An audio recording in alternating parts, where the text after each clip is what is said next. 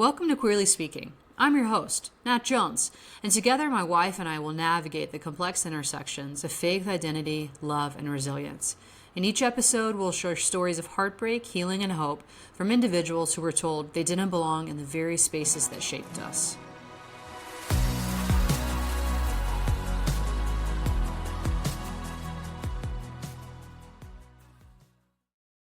Welcome back to Queerly Speaking. I'm your host, Nat Jones. I'm your co-host, Tami Jones. Beautiful as ever.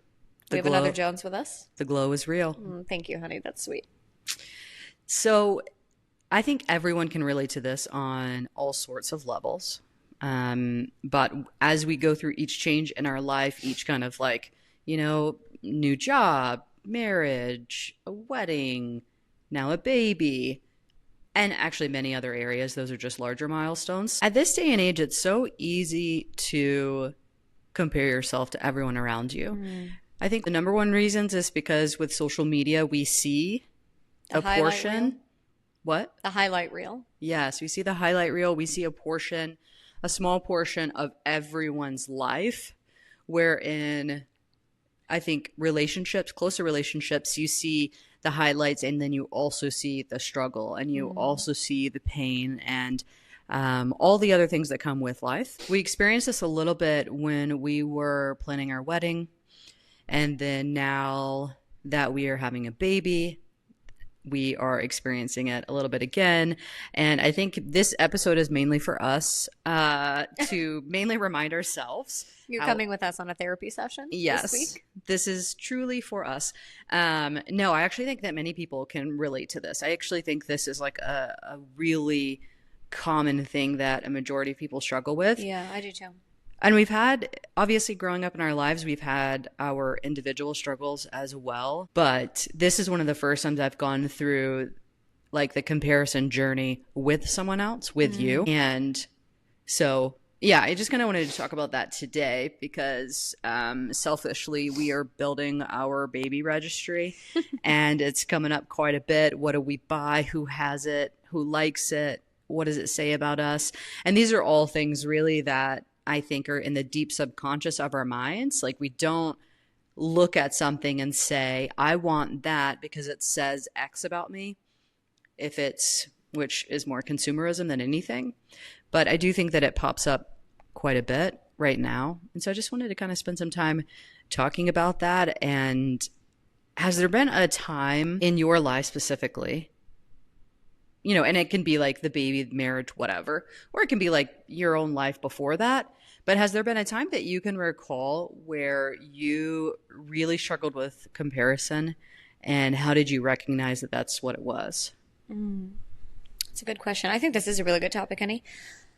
I feel like right now, honestly, that's so cliche. And I know it's like, if you've been listening, sorry, we've kind of been talking about the pregnancy for the past few episodes. But yeah, I feel like right now is kind of the biggest time that I'm going through it personally. And I think we're going through it as a family as well, of like, it's so multi-layered, right? Like even during the fertility process, it's a comparison of, oh, was it easier for some people? Was it harder for some people? Like, where do you fit in that? That's so multi-layered. And then, then you get pregnant and on a personal level, it's like my body is really changing and I'm so lucky. It's so fun. I mean, several of my really, really, really closest friends are pregnant right now.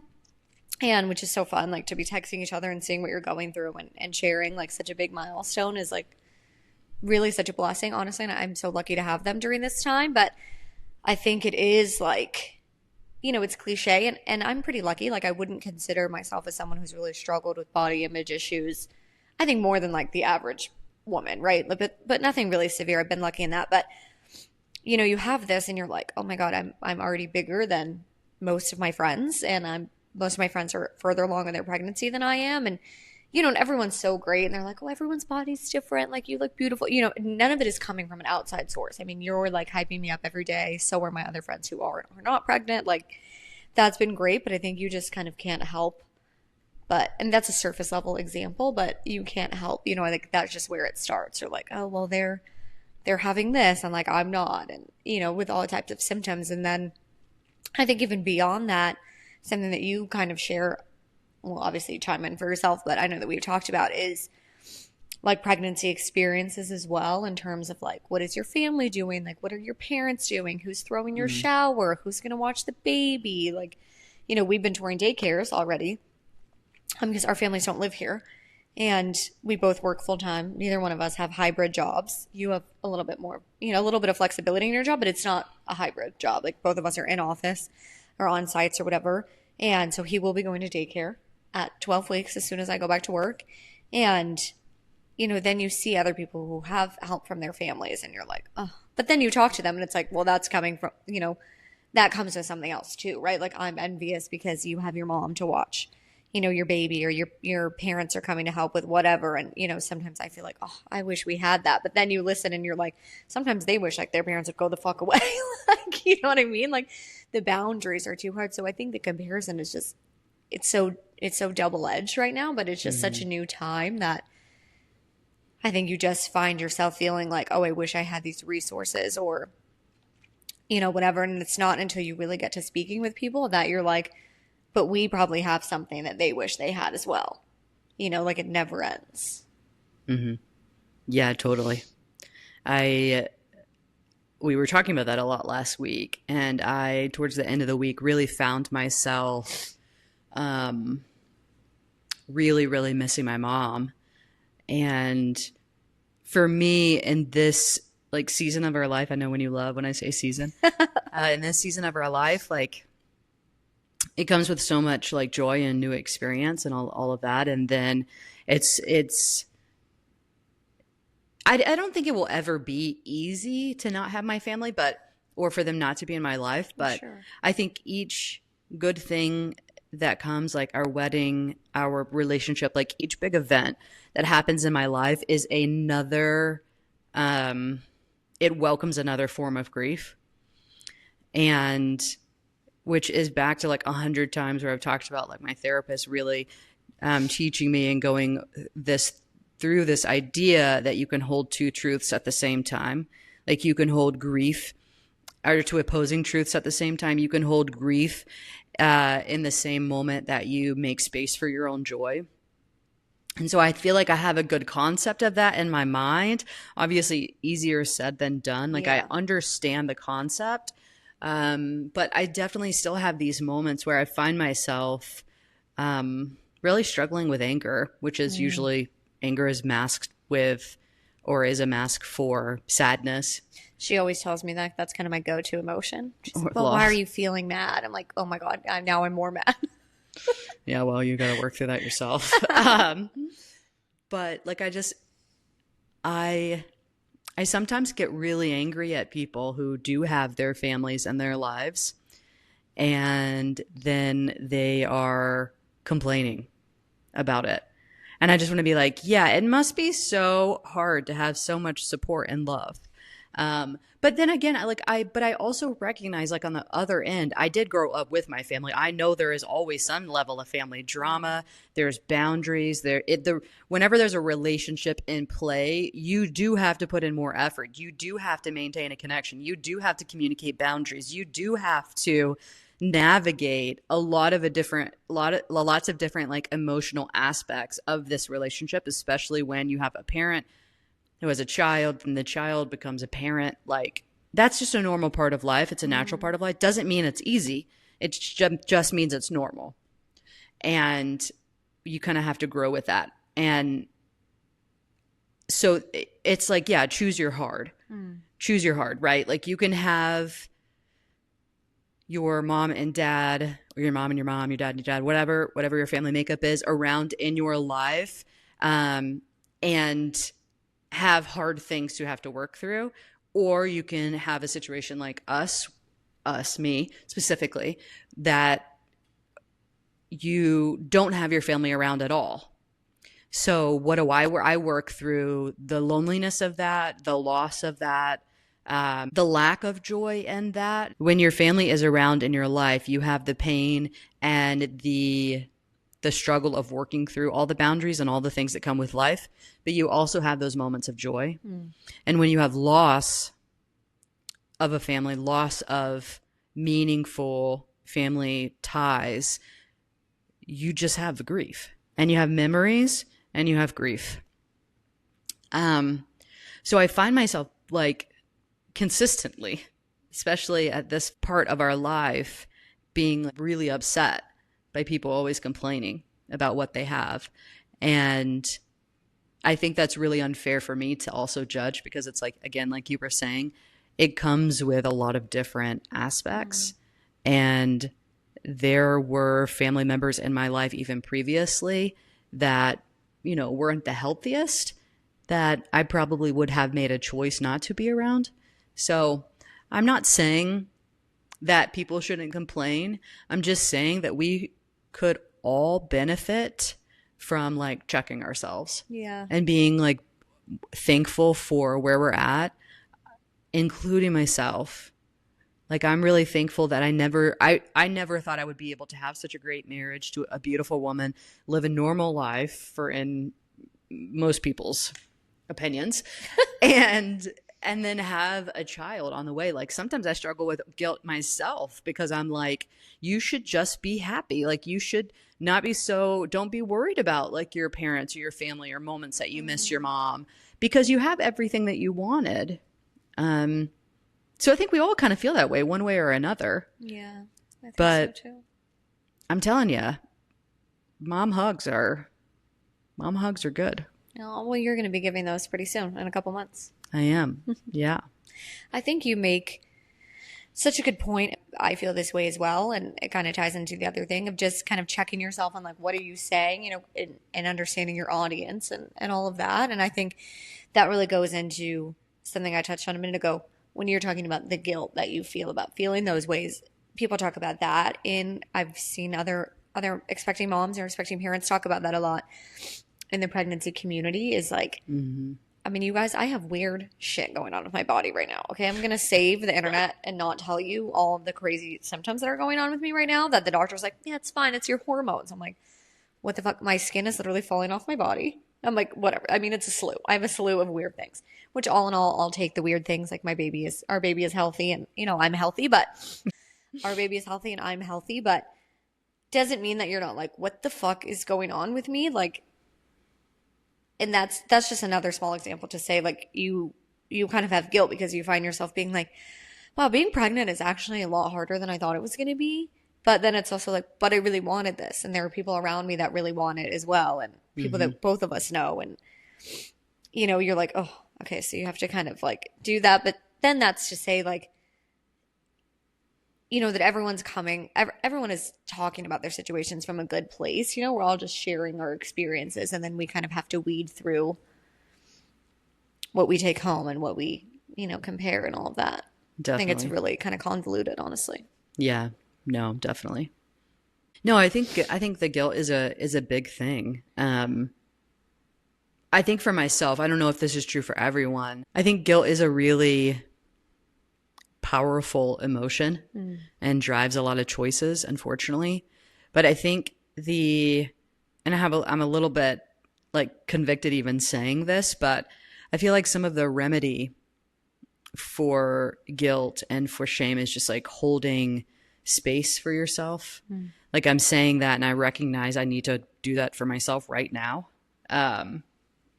In this like time that I'm in, it's like holding space in a way for yourself where you get to experience both things that you're feeling. Like for you get to experience that you're in this like beautiful, incredibly natural process and then are also frustrated and you smell weird and weird things are happening. And like there's everything's happening at the same time. And I feel like it's such a powerful thing because in humanity, we typically are like, I feel this, but humans are so much more, we're so much more than that. We're so much more complicated than that. And also deeply more beautiful than that.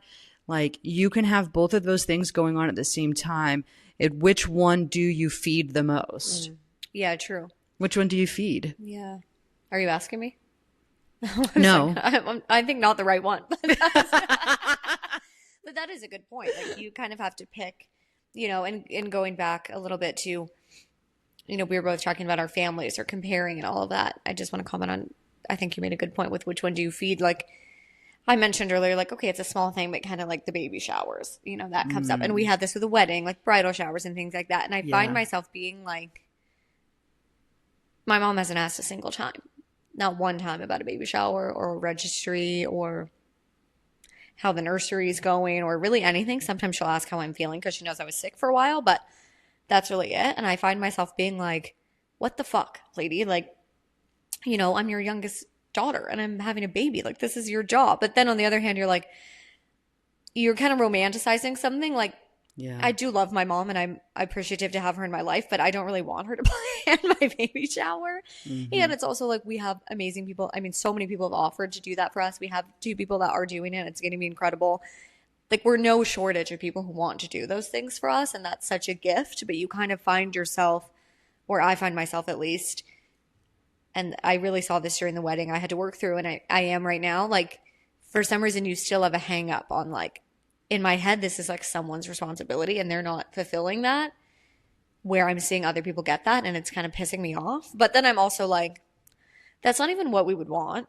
And we're like inundated with people that are like offering to watch Rue when we're in the hospital, like offering to do this for us. Like, so many people are asking us how we feel, like both of us, like all the time. It's like we're so inundated with, I don't want to be like blessings, but it is true. Like, I feel like we're really blessed with people in our lives who want to go above and beyond, like kind of our chosen family. But for some reason, I think when the comparison gets in your head, and then that maybe is the one I am choosing to feed right now. Like, I just am kind of hung up on it. Like, I'm But like harboring this bitterness when I need to be appreciative and I need to be looking at like, oh my God, but I have all these like amazing people. I have so much to be grateful for. Like, why am I letting this one little gnat?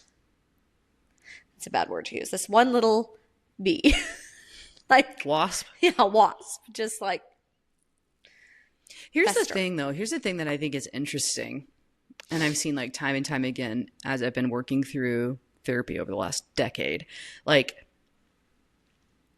sometimes I think until you acknowledge that girl, that child inside of you, like you can't just make yourself turn away and be like, but we have so many blessings. Like, you can even tell in the way that we talk about it sometimes that we haven't acknowledged that there's also pain there. Mm. And like, that's what I mean by like making space for it. And I'm literally saying this to myself because I really need to do this. And I think that honestly, I think you do too, because glossing over the fact that and it's not necessarily your mother. I think I feel very similar. It's not necessarily my mother, my father, but it's the idea of what you would have wanted a parent to be to you, that is not there.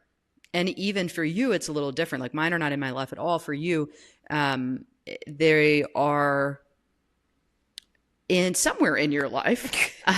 They're existing in the realm. They're existing in the realm. We communicate with each other. Yes, but they are not what you would have wanted nor what you needed. Mm-hmm. And they're not, and this is just like another example of that, like the pain that I think that you have to acknowledge as well, because I do think that there's like this little kid inside of you that's like, oh man, but you let me down again. You let me down again. Yeah. And I think until we all, like, you can take kind of this like type of situation and apply it in so many people's lives and situations and marriages and friendships and work and all of whatever it is.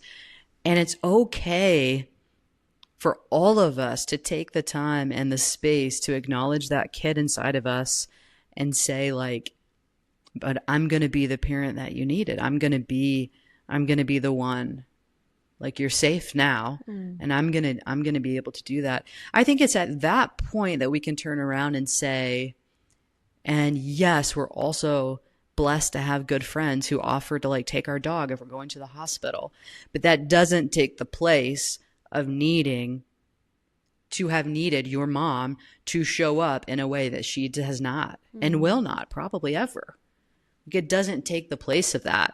And so, because if not, I think that we run the risk of glossing over pain and leaving it there to fester. Mm-hmm. I think that's what creates more bitterness, is like not acknowledging that how you feel is okay.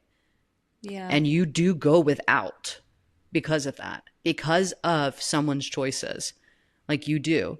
And now you're an adult, and now you're finding ways to be there for yourself. I think that's really only something you can give to yourself. And then, yes, it's also great. We have good friends. Like, that's awesome for us. Like, we also have good friends. That means we hopefully make good choices about the people around us. Yeah, you know what I mean? But it doesn't have to be like one or the other. Yeah. No, I think you have a good point. Thanks for saying that, honey. Yeah. I just think, like, even for myself, like, I think you're really good at this of saying, like, you can be absolutely full of joy and then also sad that you don't get to call your mom and dad and say that we're pregnant and we're having a boy or whatever it is, like all the things. And I think you've always been really good at that, of just like, you've always had a really good understanding of how to make space for all of the emotions that come with my life. Really with anyone's life, but specifically mine because you married me. So, oh, I appreciate that. Yeah. I'm glad to give that to you. Yeah. What is something that you would say to someone who is a younger version of yourself, who's a young child? What is something that you wish that you could, look back, that you would say to yourself, but that you would say to them if they were in a similar situation? That's a good question.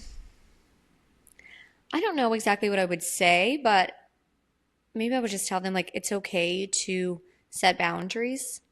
And something I've really worked on that I'm older, like, you don't owe anyone anything. You do not owe anyone a place in your life. You do not owe forgiveness to people. You do not owe love to people. You do not owe trust to anyone. Like, you don't owe anything to anyone except for yourself. Mm-hmm. I think I spent a lot of time, like, we're kind of getting off topic, and now I'm having therapy on the podcast. I'm trying to give therapy to myself. But it is nice. It makes you feel better. I am benefiting, I won't lie. I think you just say, even I found myself, and you've really helped me with this, and, not that you were setting boundaries for me by any stretch, but I think I've just been inspired by kind of seeing how you are, and you help me walk through things. It's like, I don't owe people a place in my life. You don't get a place in my life because you're, my parents, or because you're someone I've known for a long time, or because you're a family member, like, whatever. Like, it doesn't matter. Like, you have to earn your keep. You need to pay your monthly mortgage to be in my life. And I think before I would have felt like, oh my God, that sounds like so bitchy and so like whatever. But it's true. Like, I feel like not always. Some months I pay higher fees to people than I do others, but like, I'm reaching out, to people, and I'm trying to be in their lives, and people do that to me as well. It's like, your spot isn't there always just because it once was. And it's okay to kind of prioritize yourself and whatever you want. I think that would have saved me a lot of issues. Yeah, I think so too. I think a lot of people could benefit from that. Yeah, for sure. And it's easier to do for some reason. Like, I'm feeling this now, and I think you've commented, like, my sisters have commented as well in a positive way. Like, and I saw this with them. I think it's like, it's easier for me, not for everyone, to do now that I have a family. Like, ever since we've really been together, even before we got married, like, as soon as we were serious, it was like, okay, this is like my family unit, And then obviously we got married, that takes it up a notch. Like, now we're expanding our family. Like, it's much easier for me to do now because I'm like so honed in on our family unit. I'm like, I don't have time for anything else. Like, I'm finding it much easier to set boundaries all across the board. And I'm like, oh my God, if I would have done this like 10 years ago, yeah, I would have like been at such peace. But I think I felt like, or sometimes people feel, when you're, by yourself or it's a party you want, it's easier to overextend yourself to just make yourself palatable for people or make conditions palatable. But now it's like, if I overextend myself by dealing with things I don't really want to deal with, I'm doing a disservice to my family. Because then if I only have 10% left to give, and especially during the first trimester, like, I really was easier to do, because I'm like, 80% of me is fucking tired and throwing up. That means I only have 20% to give. And if I'm giving 10 to dealing with other people's shit, like, what is that leaving you? Like, the other 10 goes to me taking a shower, and then I'm like, I've done nothing, So it's just easier. I think that kind of helped me see, like, okay, I have a bucket here. Like I owe myself 50% of my bucket or whatever, the number is. Like I get to keep that for myself and that's okay. And Hmm. you're really good at that. I think protecting like when you're like, honey, I need time alone or I need like to fill up my own cup where before I would have been like, okay, rude. Or like I would have been like, whatever, it's fine. I'll fill up my bucket next week. Like you really helped me to see like, no, it's okay that I want to keep a 50% reservoir for myself. And then I get to decide who gets the other 50%. Yeah, that's very true. And I feel much more full. Really? Yeah. That's good. I feel like, yeah. I mean, it's still a struggle. I do have challenges with boundaries, but I think a lot of people probably do. I'm sure that takes a lot of time, practice. I just put them into motion. Like, how many weeks have we been practicing? No, but it takes a lot of time. But I would just say that it's okay to just kind of prioritize yourself and start the work with boundaries young. Yeah. Yeah, that's very true. I love that you think that I have a 50% reservoir. No, I know you definitely don't. Oh, definitely not. I kind of said that. I was Definitely like, not. maybe 50% is like a little bit too much, but I mean, I think I'd probably be a better person if I did. no, you definitely don't. But I don't either. But I just mean, Yeah. having something. I think you've really kind of Yeah. inspired that on me. Well, thank you. That's really nice Yeah. to say. I appreciate that. Yeah. Um, What about you? Probably what? have a lot of things to say to your younger self, but what's something Oh, you would too say? many. What would I say in regards to like comparison and kind of what we're talking about? Mm. Um,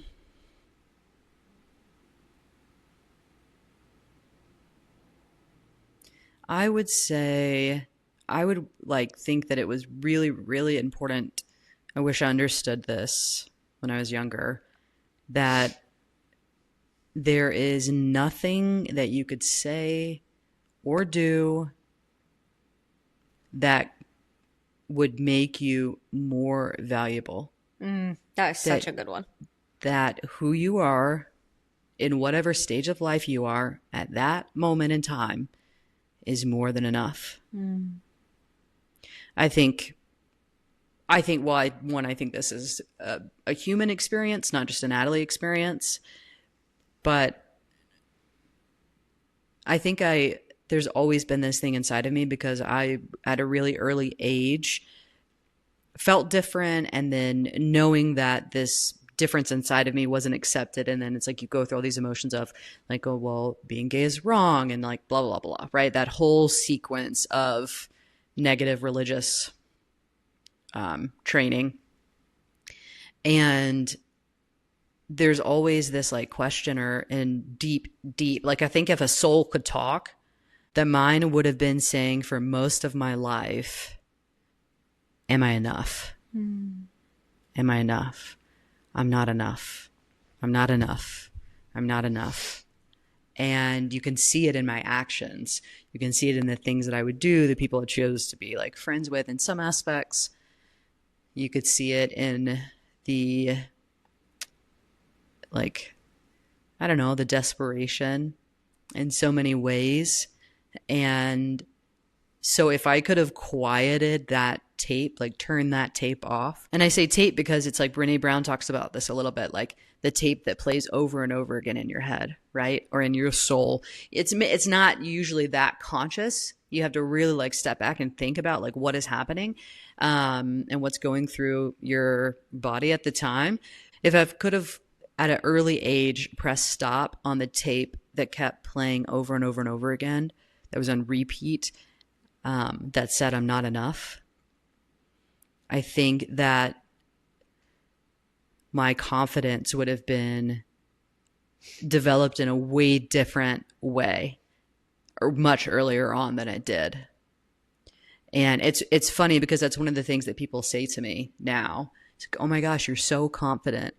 But I had to fight. I had to really fight for who I was. And some of that is my personality. Like I'd probably come across a little bit more dominant or whatever. And I do think I am much more confident today, but you may not see it. You may not know it unless you're very close to me. You may not know if I was or wasn't. But it is really interesting. That's what people say to me now. Yeah. And but I've done a lot of work to like heal that part of me that says that. But it still comes out. It still comes out in a lot of different ways. Like, you know, and even in the comparison of being pregnant and having, I feel like I personally get compared to the husband quite a bit. And so there's that part of my brain or part of my heart there, that insecurity. It's like, but am I enough? Or they're going to say I'm never enough because I'm not in their mind, or I'm not a man. And in their minds, I'll just never be enough. You know, what groups do I fit in when there's only guys and there's only girls and everyone else is straight? It's like, it does still come into play. Yeah. But I think I'm much more conscious of it. Yeah, I think you are. I think you seem very confident, but I know, obviously, you know, I'm in the inner circle. So You are. I know the work that you've done for that, but I think you make such a good point. I would like to take that as well. I wish I could have told myself that too. I think everyone really kind of needs to hear that. I think in your going off of what you're saying, like the comparison thing, like think of how, first of all, like just a small example, but I would have saved myself a fuck ton of money. Oh, yeah, I know. Jesus Christ. If I would have been, you know, in that. And that's, again, it's something where it's like, who was I, you know, trying to prove? I'm trying to prove what to whom, you know, like, because my friends don't care. People around me don't care. It's my perception that they care, maybe because I care, but then it's like, well, I don't care about other people and what they do for work. You know, it's just so interesting how, like, when you're not really settled in yourself, like during the wedding, you know, we kind of went, I think one thing that we were sort of lucky-ish, I don't know if lucky is the right thing to say, but with, in terms of when you pay for it yourself and you don't have your parents planning it, is like there's no one saying, like, you get to decide. Like, you know, we know tons of people who did things that they didn't want to do just because they kind of felt like they had to. Yeah, that is a plus. Yeah, which was nice, but it's still, you found yourself being like, you know, every wedding we go to, it's like, oh, do we need to add that? Or like we'd see something, oh my God, well, should we have this? Like, you know, we want people to think we threw the most whatever. And then it's like, okay, everyone just take a fucking breath for a second. Like, who is everyone? You know? Yeah.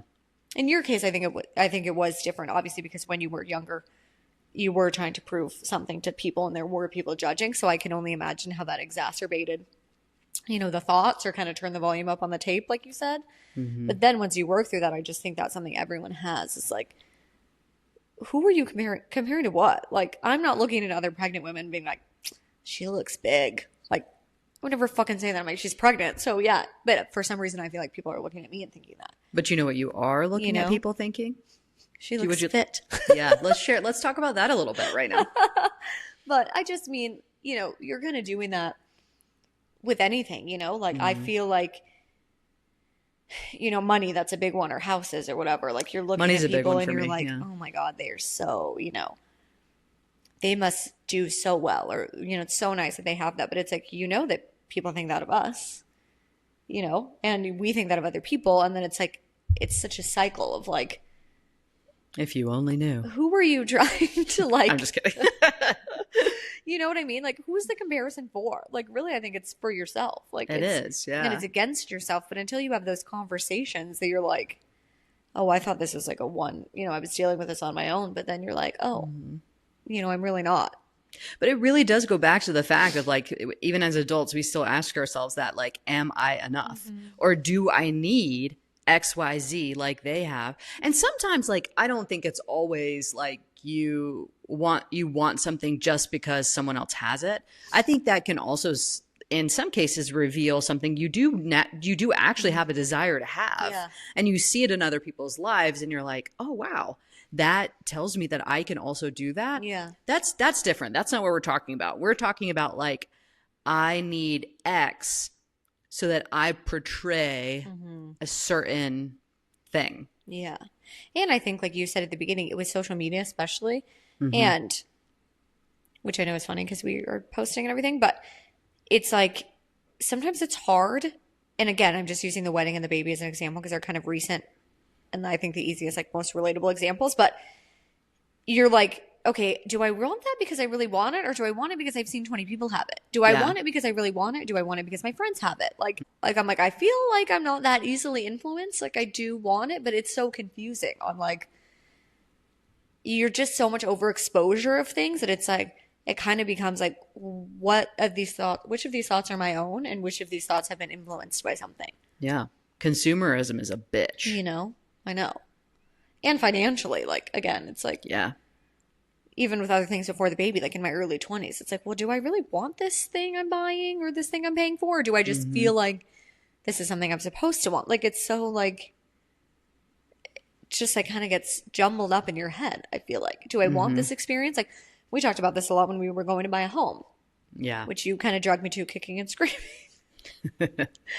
I'm joking, but I'm serious. But Yeah. You did not want to buy a house. no, I didn't. And I'm so glad we did now, and I do love it and all that stuff. And I think it was a good decision. And anyway, whatever. That's just to say, but it's like, Well, you were a little afraid. yeah, I was afraid. It's like such a big commitment, and what the fuck is with the prices? Yeah, That's I a know. whole nother episode. But anyway, I just kind of had a problem with that. I've always moved around, like even when we were younger, like my parents didn't own a home, so we just moved around a lot. Like, well, moved around would be like from neighborhood, like nothing extreme. I pretty much always lived here, but just like the flexibility, being like I can do whatever. Anyway, but all of that was to say, like I had a hard time of understanding, like, do we want to buy a house because we feel like we got married, this is the next box to check, or do we really want to be homeowners? Like, Hmm. is it because we think, people are making us feel a certain way about renting, or in like, I think we had to do a lot of work through that. And then Yeah. I think by the time we did, it was at a good point where we were like, no, we want to stay in this area. We think it's a good, investment or whatever. So we felt good about it. But I felt like we did kind of put pause on it a lot because it was like, is this a pressure we're getting? Like, Yeah. I like renting. I like going on the app and saying my air filter's out and someone fixes it for free. Yeah. No, we really did because You people know? would say, "You're gonna have a baby in your apartment?" I'm Right. like, "Yeah." And for some of the shit people say, that's like another whole episode Yeah. to deal with. It's like, how about you be quiet for a second? Yeah. Unless you're gonna pay the bills, shut up. Right. About literally anything. But But I think once we worked through, you are right. Like we did have to spend some work working through that, and then we were like, "Okay, here's the bottom line. We want to invest, and we want to." On my personal bucket list was to own a home. right. And now that I've owned a home, if we move somewhere else and we were like, let's rent because it's easier, I'd be like, yeah, let's Yeah. rent because it's easy. You know what I mean? Like, I don't really, that's my job. I'm like, I'm thankful when people Yeah.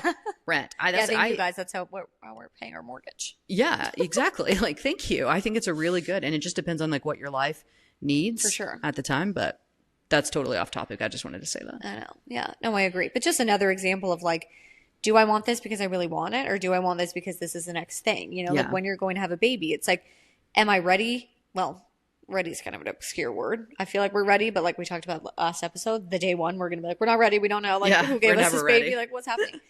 But it's like you have to decide on your own time. Like, Yeah. are we personally in our house? Are we ready for a baby, or do we feel like there's babies all around us and we got to get on the baby train? Hmm.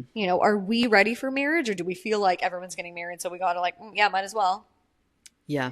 Like it's just, I think it gets hard to decide. Like I said, what thoughts are your own and what thoughts are influenced by everything else, and the fear of being left behind. Yeah, I think that's a big one. I also think on the other on the Spectrum? sunset, Oh. on the sunset of that sunrise. You get what I did there? Yeah, okay. Okay. Now that we're like Anyway. reading rainbow. Woo! On the opposite end of that spectrum of are we going to be left behind is like actually a lot of empowerment. Yeah. When we started really going through some of this, because I think for us, if we're really vulnerable in our previous lives, you mainly see this level of comparison, the dirty impact of comparison on our financial past. And so we had already been doing it individually, but once we got together, we're like, we need to clean up this, whatever this is, and and really work through that. So I think it's for you and I, maybe I don't know. I don't know. I don't want to compare. I don't know what other people talk about, but I think for us, we've really spent each big purchase or each big decision that we've made for our lives. We have really spent time talking about it and talking it through because we've made a commitment to each other, a very strong commitment to each other that we would, one, make only good financial decisions, and two, make decisions that we align with individually and together. That it did not matter what everyone else was doing, no matter the cost, no matter if it left us behind or not. We weren't going to do it just to do it. It needed to be what we wanted. And I appreciate that about us a lot. But on the other end of that, I'm just going to say is like, there's so much empowerment. There's a lot of empowerment when you're like, in our case, we were, but on the other end of it, it being like, we're not ready to have a baby. We're not ready to have a baby. One day we will be, maybe, but like right now we're not. Or we don't want to. And there can be so much empowerment in that, because it's like, you are deciding for your own life, and you're quieting down all the noise and all the pressure, and even all the very innocent friends around you who are saying, well, when are you guys going to have a baby? And when this and when that? Like, no one means it, and there's no ill intent to it. But I think just quieting that noise and just saying confidently, like, we're not ready for that. We don't want to do that, or we don't want to do it right now, whatever it is. And it's not just babies. It can be, yeah, we want to keep renting because we want to spend more money on traveling. That's us, right? Or we do want to buy a house because we want to get into the market, and there's this special window, like there was for us, where it works. We found there are things that happen, right? It worked financially. We found the house that we wanted. We got a really cool loan program, and whatever, all the things aligned, and it was like that was right for us. But we would have been okay also not buying, right? So I just think that it can be really powerful to take back your own choice, your own choices of like what you want your life to look like. It does not have to look like everyone else's. And what happens, I think, when we do that is it encourages acceptance from the groups that you're in. I actually highly respect that. Yeah. Highly respect it. I do too. I completely agree with what you're saying, taking that. And I think that also goes, in hand with another piece of advice I would have given myself maybe, or, whatever, something that we've done, I think together, separately, and with our friends is vulnerability, and openness of communication. That is something that has helped quiet the comparison for me so much, is saying once you just talk about it, you're like, spoiler alert, a lot of people in their 20s have debt. We're all acting like we don't have it, but everyone's got it. And that's a little example. Or, a lot of our friends during the pregnancy, no matter which partner they are, have said to us, it's okay if you're not having a good time right now. And then all of a sudden you're both like, oh, okay, thank God. Someone said it. It's like someone set me free. Our jobs, that's something that I had a lot of struggle comparing in my early 20s, probably until a couple years ago recently, was like, okay, well, I have my dream job, or a passion job or whatever, but it's not the most financially beneficial job it could be. So then I see my friends who work in finance or, accounting or whatever. And I'm like, oh, must be nice to I'm envious of that. But then they're like, well, now that comes with something else, right? I'm trapped in this career forever because, financial reasons or whatever. It's I just think once you start to kind of rip the Band-Aid off with whatever your level of comfortability is, and you start to open up and talk about those things around you, you realize, oh, I've been comparing myself to her, thinking she has it together, but she's looking at me and comparing herself to me and wanting something I have, or he or they or whatever, vice versa. It's you just kind of have to rip the wall down, and then you realize we're all just fumbling around trying to do the best we can. Mm-hmm. Absolutely. And also, I think when you're able to rip that wall down, it allows you to also celebrate someone else and where they're at. Yeah. I think for me, I find myself, I've gotten myself in a lot of trouble comparing myself to people who are at a completely different phase or season of life. I think about my work and just business in general. I love business. And so there's a lot of people around me who I highly respect, but are a decade older than me, or sometimes 20 years older than me. And I find myself looking at them going, I'm behind. And then I'm like, what the hell are you even saying? They have 20 years on you. They have 10 years. They have 1 year. It doesn't matter. Or I find myself being like, man, I wish I had what they have. But what they also have is a family-owned business that they were offered a door into. I can't make that happen for me. I don't have a family who has a business. You know what I mean? And so it's so easy to be like, oh, well, they're more successful, or they're ahead, or no, it's just they're on a different path. They have different experiences. They have different opportunities, but so do I. Right. So do I. And I think that's one of the dangerous things about either it's like this idea of like comparing up to someone who has more than you, or either comparing down to someone you perceive as having less than you.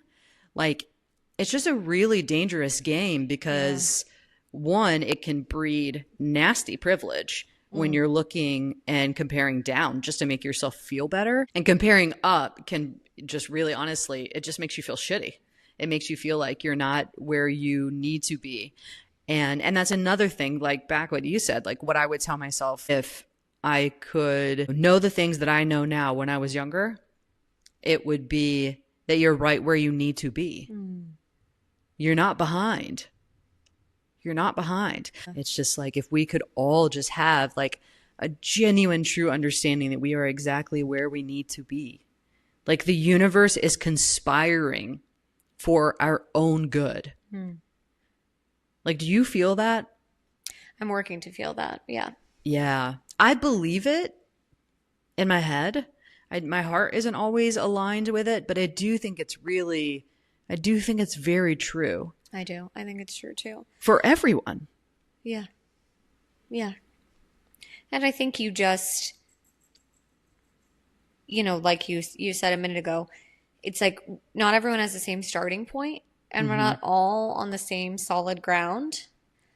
But you don't know, sometimes the perception is that you got the short end of the stick, but the person next to you, like they're 7 sticks shorter than you. You just don't know it yet, So you really just need to kind of focus in on your own lane and your own path, and then share those challenges and those thoughts with the people that are close to you. And I think we'd realize that we're all probably a little bit closer together than we think. Definitely. Work with what you got. That's what we all need to do. So hopefully you can relate to some of the rambles that you've heard here today.